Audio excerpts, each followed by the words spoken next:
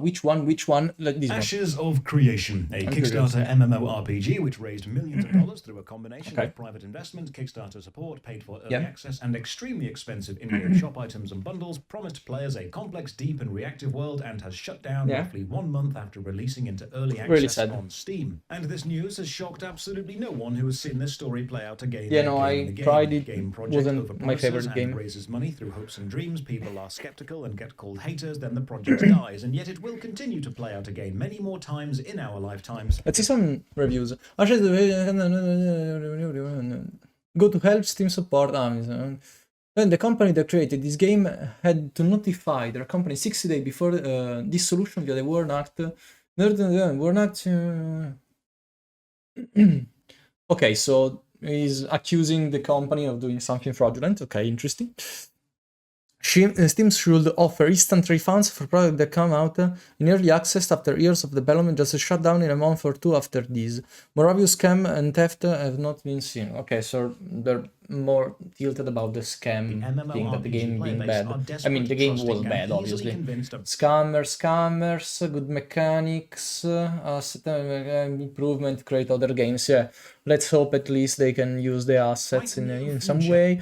Not by this game that's abandoned. Okay, so a warning for other players. Lays just beyond the horizon, and the next project will be the one, guys. For real, trust me, bro. But why does this keep happening? Why do Kickstarted crowdfunded MMORPG projects keep popping up, promising something amazing, taking loads of money off you, and then dying without giving you a game? And more importantly, why do people keep throwing money at them, assuming this will be... The interface somewhat reminds me of a mix of Guild Wars 2, Lost Ark, and somewhat some the one that finally delivers cheap all its Chinese or Korean MMOs. For what is likely to happen. So that's a big reason already why. A bit of it, and it's mostly to do with how these people that support these projects aren't actually buying a game. They're putting a down payment on a potential future community which involves them, because no current community does. Hello, I'm Josh Hayes. I make videos about MMORPGs. I cover everything from games which released decades ago, like RuneScape, World of Warcraft, Final Fantasy XIV, Guild Wars 2, or The Elder Scrolls Online,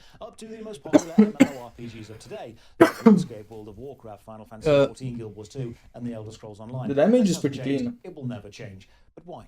Why hasn't a new upstart game broken into the cycle and taken the player base away? Where is the WoW killer everyone keeps talking about? WoW killer. It has been like 16 years since the first WoW killer. Nothing can kill WoW except WoW. For now. Keep doing this. It's like the Genshin killer. To understand why but actually WoW kind of did this job. Will happen again, we need to look at the state of the genre as a whole, the general player base, the hardcore, terminally online people who keep saying they want a new MMORPG and why they want that, and then why it seems accepted that giving millions of pounds to a project which isn't playable is fine, but if an actual existing game asked for the same things, they'd be raked over the coals. So let's look at that. As usual, a massive thank you to all the supporters on Patreon and Twitch who keep this channel alive. More information on how you can support at the end. For now, let's begin. And let's begin with something really direct. I don't really care about Ashes of Creation. I made a video 4 years ago called Don't Believe the Hype, where I was heavily critical of the game project back then as well. I've no interest in it. Sold the scam years before. Emotions I've seen others go through before. I'm not saying I knew all along or I told you so. I'm saying that I'm hedging my bets based on the evidence we have. And when I heard it shut down because the director, Stephen Shariff, was removed and the board of directors were making changes he couldn't agree with, I wasn't particularly upset. I did find it odd that Stephen has repeatedly said they don't have investors they answer to, and then the board directors, according to the incorporation documents, is him, but actually no, the company was sold a few months ago and now they do because it was sold to private equity. And remember, the original Kickstarter had the clause, if the game doesn't release, they'll refund everyone. And then just over a month ago, they're getting released on Steam, meaning this clause is now legally covered. Awfully convenient that. It's almost like it was planned specifically to do that, but I'm sure it's just a coincidence. Look, this is a complex thing. I don't have visibility behind the scenes. For any actual sources, I'd suggest you go and watch Kira TV's video on the whole mess. No, I'm not gonna go and watch. Than I have, and has a far deeper I'm not that interested in all honesty. With patience and integrity. I don't care about Ashes of Creation specifically. But what I do care about is why do people keep giving projects like this? Yeah, I'm interested in that as well. Cycle? Why have we seen MMORPGs pop up, promise the world, take money, and then die again and again? I have an idea why. First, people are sick of the open world mechanic. We have had Genshin Impact, that brought a lot of players from any kind of game. Also, MMO players probably tried Genshin Impact, the one that were more on the anime side. With Wuthering Waves, we had the shit. What was that called? Somewhat on Kaister Rail. Now we have Ark Knights Enfield. We have had some other gacha games coming out that were also open world. There was we had The Witcher Online, no, not The Witcher Online. New World that came out and died again, always again on Amazon Games. We had Lost Ark that was somewhat open world, not really open world. It was mostly like a map-based game. We had the Grand Blue Fantasy something coming out with a huge amount of open world games. But the problem is, WoW is still alive because it's an old game, in my opinion. So bear with me. It's an old game with an old community that doesn't really die, and once, because let's be honest, half of the game is kept up only by how's it called, nostalgia. So it's not really wow. The game is amazing, incredible. Wow. It's also a better game though. The problem is that the bar isn't that high, but people don't understand what is making WoW really good for the general audience. Now, the problem with the MMO genre is that if you want to play an MMO, you have to have people come and play that MMO. Otherwise, it's not massive. It's just online, just multiplayer online. And the first time is the most important one. The second problem that I've seen with most of this game is that to don't spend as much money on some part of the game. They use are already used, let's say that, graphical engine like Unreal Engine 5 with this. This game looks exactly like 5 other best new WoW killer that I've seen in the last 7 to 8 years. They're just too similar. They have nothing to catch your eye. While if you look at something like World of Warcraft or Final Fantasy, they have something different going on. The interface is different. The character movement is different for some. Everything is unique. Okay. This one looks exactly like other 5 that I've seen. That's the problem, honestly, with most of these games. They're all the same and act all the same. The mission feels empty. Something that should keep you engaged while leveling, and it's something I've noticed. A huge reason why I quit back in the day Guild Wars 2. The missions felt empty. It was really easy to complete anything. I mean, it took me exactly like 5 minutes. I went there, kill one mob, bam, quest completed. You turn in the quest. You don't have the thrill of wasting time. Let's just say wasting time. You don't waste time anymore in these games. It's just an investment on the return you have when you reach end game. It's kind of complicated, but I hope it makes sense. Anyway, let's see what this is. What he says. Point out the risks with these projects, the issues, the red flags, and yet the supporters rapidly defend their project, often bullying or harassing people who speak out against it. Why are people so emotionally invested in something which doesn't actually exist? To understand how we've got here and why we will be here again and again no matter what we do, I need to say something people may not like, but allow me to explain. MMORPGs aren't good games. Yeah. At least not from a game design point of view where maximizing the fun at a moment-to-moment level is the priority. I say this as someone who loves the genre and has thousands of hours in multiple games.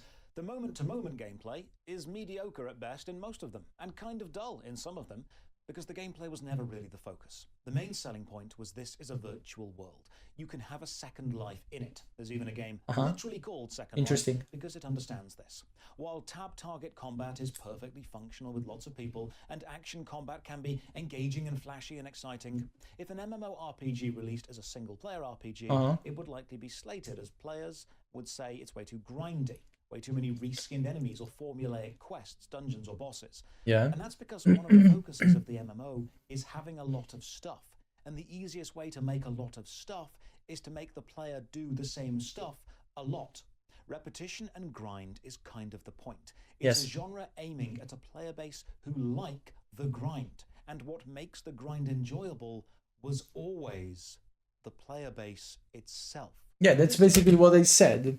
In some point, plus a few things that I mentioned that I'd like to expand upon. The first point in particular, he said that it's like a Second Life. Personally, I've never seen it like a Second Life. For me, no, wait. Let me think more about it. You know what? No, he's right. I agree, and this something agree. Because for some people it's not a Second Life, it's more like an escape tool, and some may say, yeah, so it's a secondary life. Yes and no. Yes and no, because yes, it's somewhat of a Second Life, you escape reality, but no, because I feel like a Second Life is more on the RP side. I don't RP. It's just like an escape, a good way to stop thinking, because you're in the grind. And you may say, yeah, but there's a more difficult game that you can play to just stop thinking about anything and just focusing on it. And yes, true, that's actually true. But sometimes with difficult game, you just tilt and you just go mad, punch your desk, and nothing else happen, and you're still angry and you cannot. While WoW, I feel like it's a relaxing experience. I mean, you can just turn off your brain and have a relaxing experience. While feel, because yes, WoW, some may say retail WoW sucks because you can't feel the word anymore, and I kinda agree. Old versions of WoW, like Vanilla, Classic, TBC, WTLK, Cataclysm, they did a better job at making you feel part of the world, because right now retail has focused more on the new kind of type of players that earn for the end game, for the challenge, but the older versions were more on the explore part of the vibe. I wanna say it right now before someone calls me a classic Andy or a retail enjoyer or something else. I love and hate both games. Both versions of the games have their potential love interest in me and the hate part. For a quick example, I hate the leveling style in retail. I've always loved leveling. During Legion, that is one of my favorite time to level in, because the pace was there, in my opinion. I made like 20 to 30 alts, so I leveled a lot. And my issue with classic vanilla is that it's too slow. I don't have that much time to play, honestly. So when I log in, and for a mistake, I engage, because I play warrior, I engage someone the same level as me or one above, I'm fucked.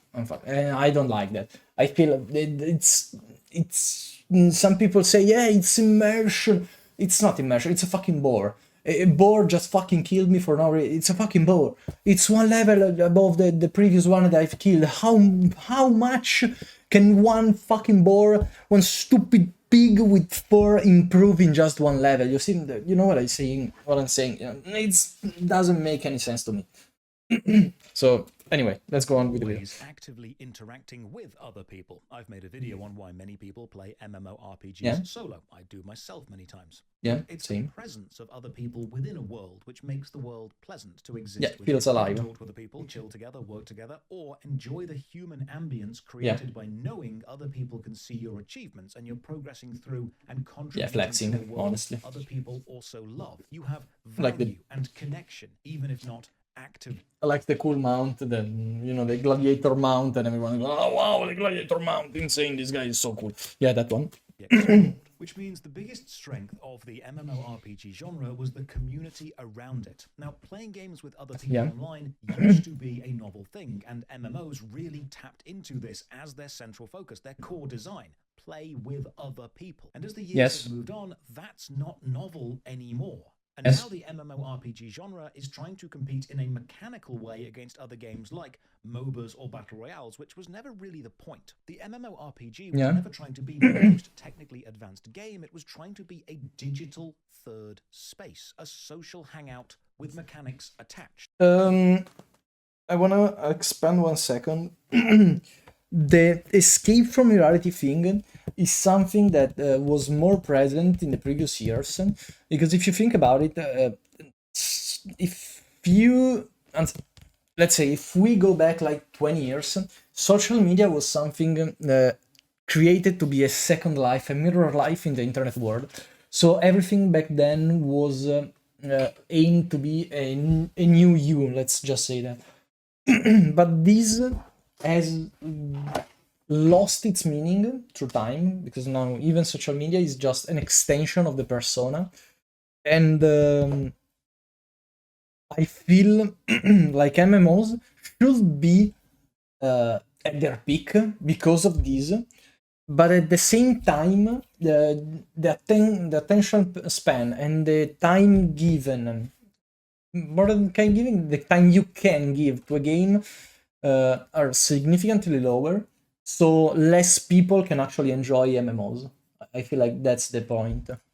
I see MMORPGs as old-fashioned chat rooms with a game attached. And it's that community that played them, which people keep coming back for. You can endure a mediocre game just like a mediocre job because the people around you make it fun. In fact, whenever I ask someone why they stopped playing any specific MMORPG, it's very rarely because of a technical or mechanical reason. It's often because their mates stopped playing, the community dried up, the social aspect slowed down. There was no one to play with. Has had the same few games dominated for decades, not because they are the best designed video games, but because they are the best designed communities. And I'd like to say something right now. This is the reason why many players lost interest in retail. Right now, playing TBC again, I feel like I can feel physically the amount of difference in social abilities that you have, in the way that I could play alone in retail and still have an X amount of fun.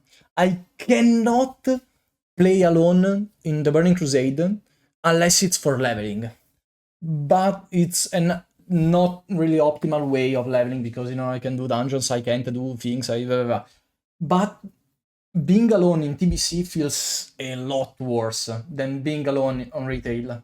Just leveling, I feel like with someone it may be, and it would be a lot better, Symbiotic connection. The MMORPG game creates the community, and the community supports the game. Yes. Remove one, you often lose the other. Now, we have to understand, the vast majority of people who engage in a thing, be that a game, a sport, a music, a hobby, anything really, they don't engage with it beyond the thing itself. They are casual fans, and that's totally okay. People may listen to a band and enjoy the music, but anything further, such as knowing all the band members' names, their earlier works, which brand of equipment they use, that kind of doesn't matter to a casual enjoyer. That's more of a hardcore fan thing. People can enjoy an actor without knowing anything about the actor's personal life, and people can enjoy a video game without engaging with the forums or subreddit or real-life meetups of that game. And this means that people who log into an MMORPG, enjoy it, and log out are the casual fans. They aren't posting on forums. That right now are Twitch stream. The majority of the fans, I'd like to say. If you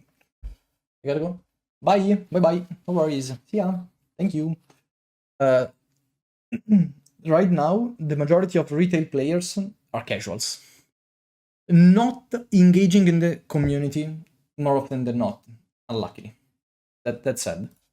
Or complaining about patch notes on YouTube videos. That's reserved for the more enfranchised hardcore. So when people tell me every MMORPG player is unhappy with the genre because they see a few people complaining online or a few people looking for a new game constantly, I have to remind people, you're only seeing people so enfranchised, they actively engage beyond the thing itself. The people who are happy with whatever game they play are just playing that game. I have loads of friends who are totally happy playing RuneScape or World of Warcraft or Yes. Lord of the Rings Online. And when I ask if they would leave their game for a new MMORPG that is technically better, they say no. Not because they think the game they play Yes, already absolutely. has the best graphics or the best music or the most amazing, incredible systems, but because to them, Yeah, it's again, not that's just more about the game on a technical level, socializing than but anything. community and connection to the game which matters to them. So while this video is going to look into the type of Yeah, because people at some point, after you spend the next amount of hours on one character, you feel an attachment to that.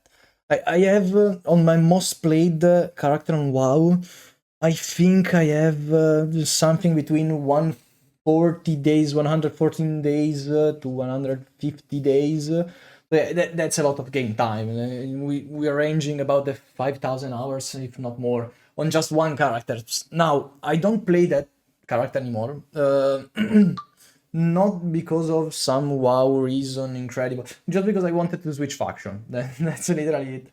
So now I play another character. I did not want to faction change, because that character for me is just a Tauren, and I wanted to live in being a Tauren, and yeah, I that's a connection I make, but I never delete that character because it's a part of me, and I've played it for so long that I won't be able to delete him simply. You just With money to have a ambitious connection at some point. MMORPG projects, please understand we're talking about a subset of people within a subset of players Yep. within a subset genre. So Yep. we have a genre of game which often lives or dies on its community, with the people who are happy and comfortable in whatever their community is, just enjoying being there. This means, from my experience of talking to many MMO players, the people constantly pining for a new MMO to come along and change things, the players most desperate to jump into something new, are often the players who aren't part of an established community. I'd like to add another thing. Many players that want a new game to come out. Like for me personally, I want a new game to come out to try the new game and hope a new system so that my favorite game can steal the system. It's strange to say, but it's literally that simple. I hope for a new game to come out that is actually really good, and I'm willing to try it to see if it's actually that good, because we need competition. I'm sorry to say, but WoW has no competition. Final Fantasy is good, but is no competition. Otherwise, WoW would have been improved for years now. The moment I saw a shift from WoW to Final Fantasy was during Shadowlands, and is the moment that I felt that the game was the most dead. The middle of Shadowlands was so dead, I stopped even playing the game, and that's insane for me because I've never stopped in like 15 years. So yeah, that's insane. Insane thing they made in Dex expansions. Insane in the horrible sense. Other game. They don't feel they have a stable or solid guild or clanmates, sometimes even consistent online friends. Yeah. They're often players who are trying to play MMO games without the support of also being in the community of those games, which means they have to judge the games not Yes. as a social hangout, but as a mechanical experience. And that's always been a weaker aspect. The players who are constantly looking for the next big thing are often wrongly convinced it's the mechanical aspects of an MMO which will but they're then just build alone. the community, Yeah. and not the players constantly sticking together and interacting despite the mechanics not being the best. Yeah, you just have to find them. Many people just start to enjoy MMOs the same moment they find someone to play that MMOs with, and that the first MMO they find with the community will always be in their heart the best MMO ever. Because the moment they find their MMO, maybe they find the community in one. I've seen some example of this. They find a community that is already like, yeah, I'm not sure about this game, yeah, and they switch to another one. But more often than not, the first MMO is the one player will stick if he find the right community, you know. MMO won't capture players by just promising new mechanics. Yeah, and the mechanics are just another part of the game. Whatever their game is, but promising a new community to be a part of. Vanilla is the perfect example right now. we have the least mechanical game ever with the least amount of skill and requirement in any MMOs I've ever seen. But if you go on Twitch right now, vanilla is all you see about WoW. So that's the perfect example. Marketing angle. That's why we see a systemic focus on highlighting all the ways these new games will have interconnected communities and how you as a player will matter.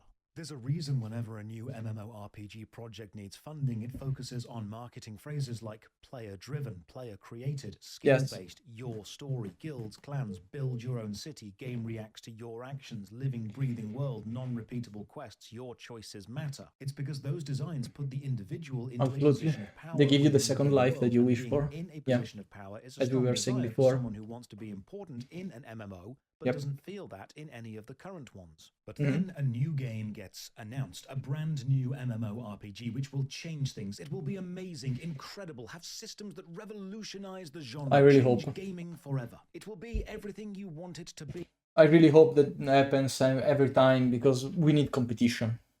I really hope Without a one day maybe. in one of their existing games get very excited. Yep. Because to them, this isn't just a new game.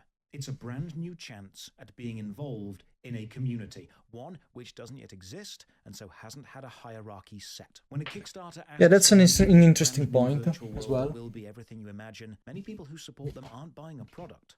They're buying a dream, placing a down payment on a future friendship group, investing in a social connection they don't have or haven't found in any current game. This is why announced games have such outlandish and incredible sounding design, 1,000-player. Yeah, because once you join a new game and you find, even if you, let me start again. When a new game gets announced, the first thing I say to my friends is like, yo guys, there's a new MMOs if you want to try. I know you don't like WoW, so we can try this new thing together. The first thing I try to do is form a new community in a new game, and one of the best thing I think is to do in a new MMOs is discovering the world together. Because if you already know a game, you start playing and you're like, oh yeah, I know this thing, I know this thing. The friend joins, oh yo, how I will do this, and you tell him, yeah, you press this one, and then you go there, and then you click and interact with that thing, and there's no discovery, you know. But when you join a new game with your friends, and then and the game feels new for the both of you, and is new for the both of you, it's not just a feeling. That feel of discovery that you have is one of the most precious things that you can build in a game, in my opinion. The discovery feeling. Player housing systems, reactive worlds, player-driven economies on a micro level. A future which changes based on your decisions, skill-based everything. These mechanical features are indeed something the MMORPG genre doesn't usually go for because of the technical limitations or the mechanical quality was never really the focus of the genre. These claims of amazing things are for marketing, to grab headlines. And it's always about marketing. And the evangelical supporters, something to preach to the non-believers about what the game will have once the game is actually made. Because saying, I'm investing in this because I want to feel part of a community and investing have 20 bitcoins, and bitcoins. feel this may create one I can be involved with from the start, thus grandfathering myself into the social fabric of society within the game and being important, doesn't flow as much as the game is going to be sick because it has cool features your game doesn't have. It not only creates the us versus them mentality, but then actively supports it. This is why communities instantly spring up around unreleased games or projects, with people suddenly interacting,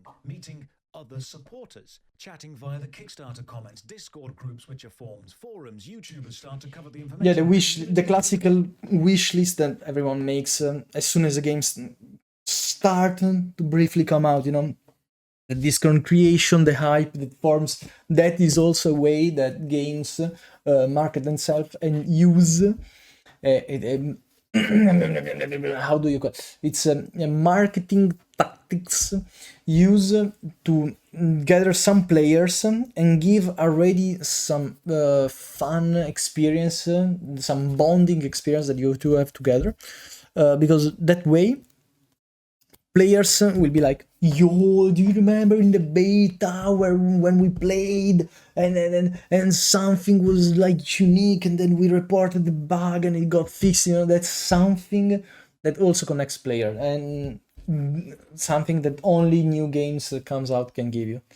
But then if it can, they can, deliver, and then it's not. Form around the game, even though it doesn't exist. And anyone who is critical of the game often gets attacked by that community, because to the community that is forming, that game isn't just a game. It's the start. Yeah, it's their children, Between game and community. They're working. Community and game, and critiquing any part of that. Yeah, because that game is their children, that they are growing together as a community. It's like the child that came out of the Discord womb. That's an insane way of seeing that. Is attacking the process, preventing it from happening. And Yep. the process has to happen to form those connections, to maintain them, for them Yep. to be important at all. Because the game needs to exist for their community, their social group to exist. And if they have so much time to dedicate to this new one that doesn't even exist yet, it's often because they haven't found stability in another. The group project and then become friends, and indeed Yep. real friends, often know on some level that the project is the glue holding the community together.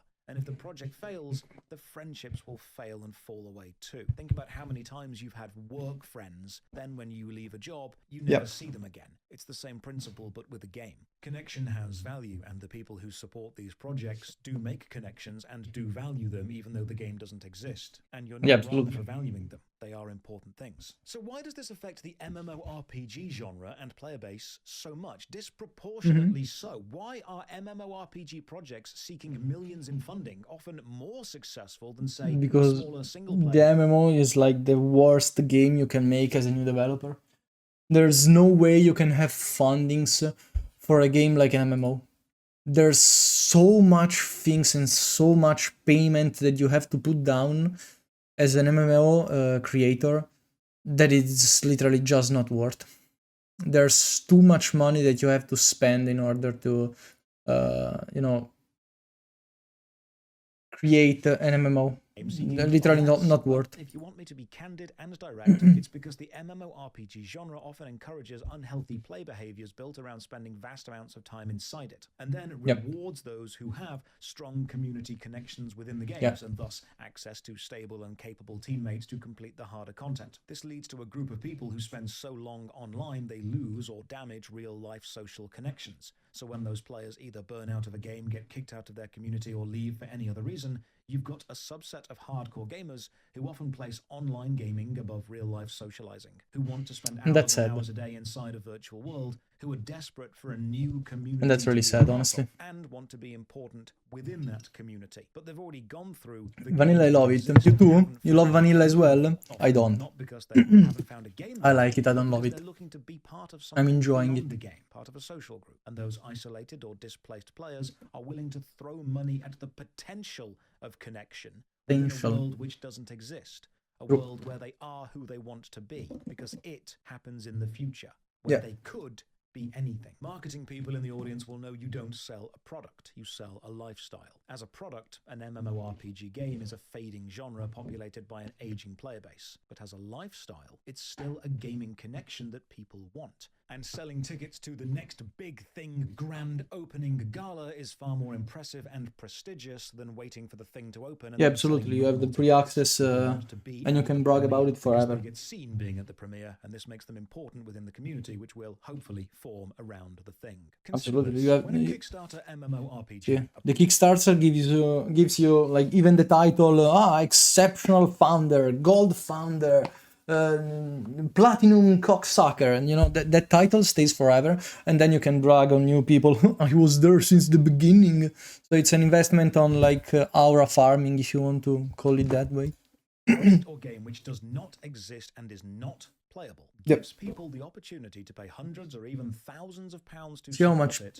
People then defend doing so. Maybe they believe in the project. 2k people, 1.k, 1.5k, insane. Buying the future fantasy of social. Given that game chance, game unlocked. Cute small pets, give us 6,000 people, and then we do these enhanced mounts at $1.2 million gained. And I don't know. I'm not a big fan of it, honestly. Buying the potential of a dream. But you have to if an existing MMORPG make people want to pay you, so makes sense. for hundreds or thousands of pounds, or things which may one day exist. The communities would hate that. It's literally an investment on value that doesn't exist. It's an investment on hopes. It's even worse than gambling, probably.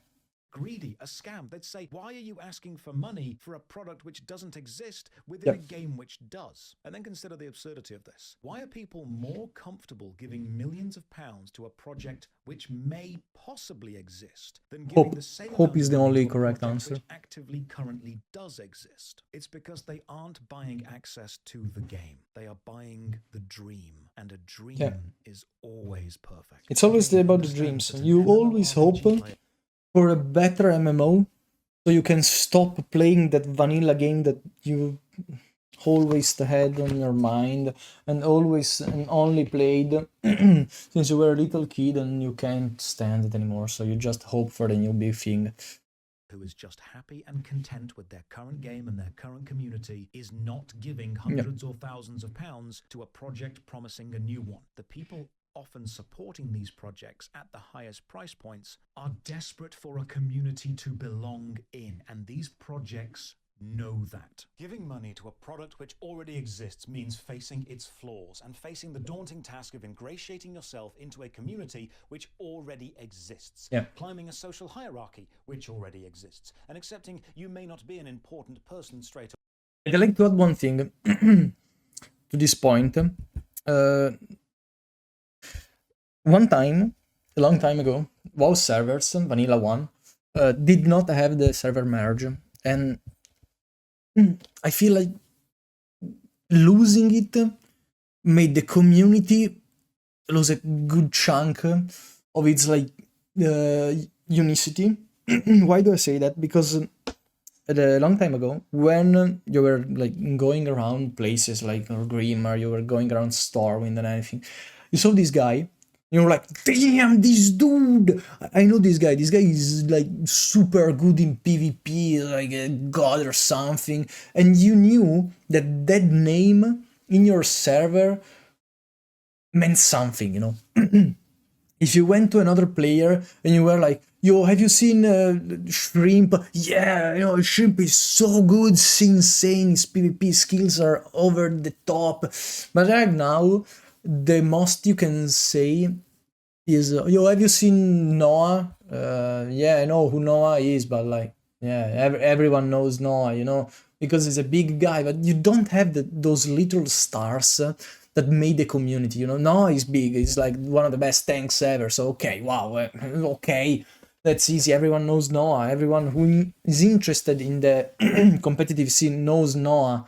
Everyone knows Soda Poppin, but they know him because he was a star from back then. Everyone knows Peekaboo because also he's a big star now and he made his success years ago.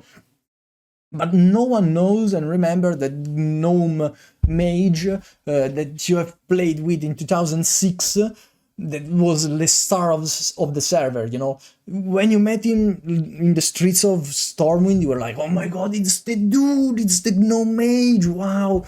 It doesn't happen anymore, and that's somewhat sad. That's somewhat sad. Every server had their star, and we lost that. We kind of lost that. That's sad, in my opinion. You may fade into the crowd. It means dealing with social engagement where your value comes from you and you alone, and making friends as an adult is hard, especially when everyone else already has years of connection to each other. It's daunting. If you're coming from another MMORPG that you've played for years, it might mean unlearning mechanical systems and learning new ones. The embarrassment of failure. The embarrassment of failing is something that is only dependent on the people you stay around. Because I would love to say that if you're a new player and struggle to start gaming, first it's the people that you play with. If you are with a friend group, you know, like if you're with a friend group and someone gets mad over you because you're bad, but you're a new player, tell them to shut the fuck up. Second thing, I had a new friend join WoW recently. He was new to the game. He was obviously pretty bad because, you know, he's new to the game. We I say we because we as a guild brought him to do Mythic Plus with us, raid together, so he could learn, you know, the game and try to appreciate it as we do. But if you have a group of friends that like undermine your efforts to enjoy the game as a new player, try and find someone else, because that's not how you start enjoying a game, in my opinion. But with any game, not just MMOs. Find someone that accept you and understand that you're a new player, so you're not faker of every single game. You cannot be good at everything. Everyone's suddenly in the same position. Yeah. You're not the new guy, the outcast, or the extra anymore. You're suddenly one of the pioneers, the founders. You're in at the ground floor. And if the community grows, you won't just be some guy. You'll be one of the originals. Yeah, absolutely. It's a very And giving concept. And giving even something like a stupid tabard or for WoW, I'd say. Well, a good example is in Hytale. You got the new cape. You received the cape as a founder. That's something.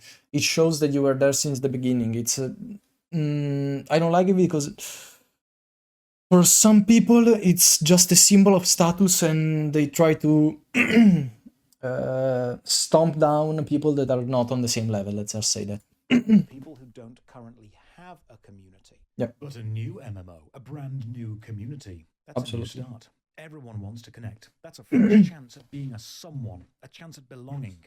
And if it's still being designed, maybe a chance to suggest tweaks and changes which will make it more like a game you once loved, to reclaim a level of familiarity. This is often why some of the highest, most expensive Kickstarter tiers have you designing aspects of the game. It's a way of saying, hey, not only is there a community, but you are important in it. This is another reason why so many Kickstarted MMORPGs often focus on the hardcore full loot PvP crowd, because those are often the players who, if not entrenched in a specific game, Yeah, absolutely. are so desperate to find a new community. Yeah, in the PvP world especially, the community is not always the key point.